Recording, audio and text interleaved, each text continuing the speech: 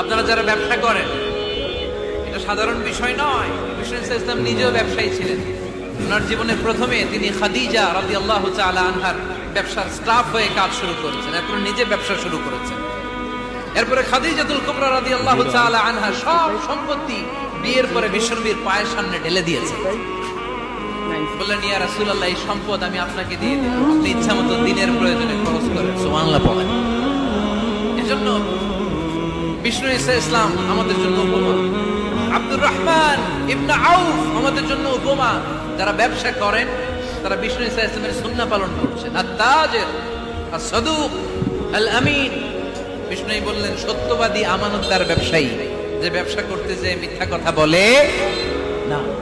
অনেক ব্যবসায়ীরা আছে পণ্য চালানোর জন্য মিথ্যা কথা বলে আর কসম কাটে, আছে না নাই?